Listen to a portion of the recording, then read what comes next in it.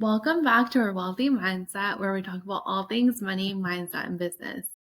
It's your host, Cindy, and today we're talking about burnout.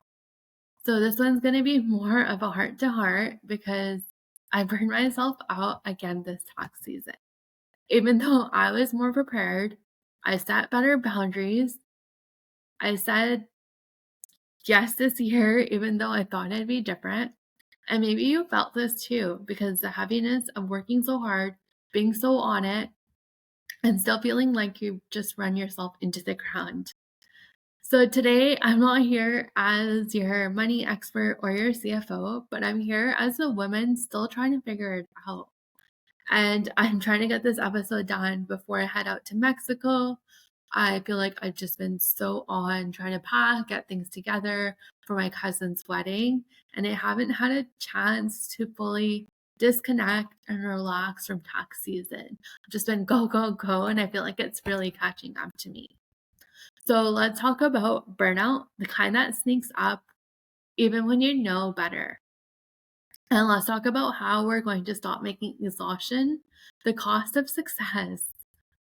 So here's what happened this year. I set better systems. I onboarded help. I raised my rates.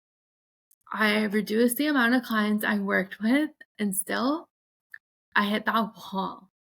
That silent spiral where you're just working long hours than you promised yourself, answering emails at all hours of the day, pushing through because it's only a few more weeks and the tax deadline's coming up.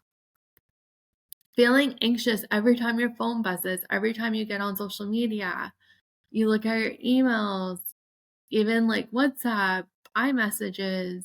It's like a lot all at once.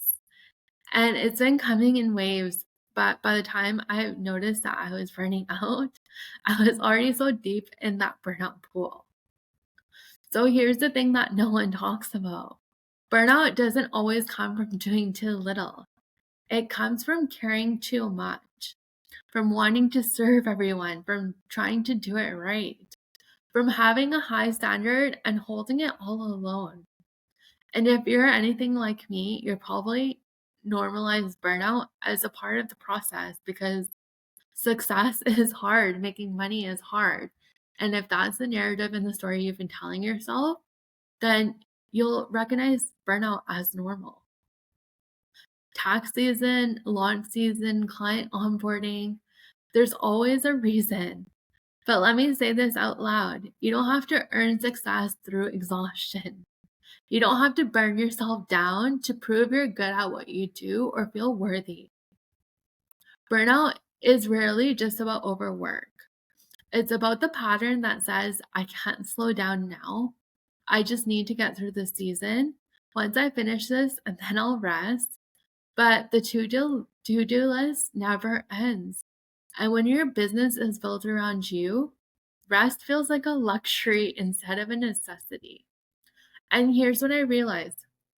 Even though I had the systems in place this year, I didn't give myself the emotional permission to take my foot off the gas. I still carried the weight. I still took on too much. I still made myself the fallback plan. And that's not sustainable. If you're in this too, here's what I'm doing differently. No perfection, just intention. I'm really looking at what services I actually enjoy providing, what I no longer want to provide. Really looking at what clients I want to continue working with and just letting go of the ones that don't align anymore. I've also simplified my offers. So I'm only offering 2 tax services and focusing on the fractional CFO side. And I'm no longer trying to be available all the time to people. If I say I'm done at 5 p.m., I'm done. Even if a client email comes through, even if I feel guilt that's bubbling up, I'm going to ignore it. I'm redesigning my business to support me, not just clients. I mentioned I'm offering fewer offers, having more clear boundaries, more space to breathe in my calendar. I'm taking inventory of things that drain me and just getting rid of the things that no longer align with me or don't have a purpose in my life anymore. The things that feel heavy, repetitive, the clients that are not aligned, I'm letting go. No more justifying the overwhelm. I'm building a business model with recovery time built in because it's important to me. Why am I working so hard? Having health issues, going through all of this stuff for my business. It's supposed to support my life and what I want. I'm no longer working for an employer. So why am I still operating a business like I'm an employee? And rest isn't just a reward. It's actually a part of the process and your business journey. And it needs to be planned for, not just squeezed in when you crash or you get sick. If you're listening to this and you're in the same place and feeling burnt out, ask yourself, is it even worth it? Why are you doing this? I see you and I want you to know you don't need to push harder to prove anything. Your worth isn't in how much you carry or how much you do. Your value isn't tied to your output, and your business will not crumble if you take a break, reduce the amount of clients you work with, or change up your offers. This is your permission to pause and reset, to rest, to reimagine what success looks like and feels like if you did it your way. If this episode hit home, share it with a friend who also needs to hear it. And send me a DM on Instagram and share what's going on with your business, where are you feeling burnt out, and how I can support you.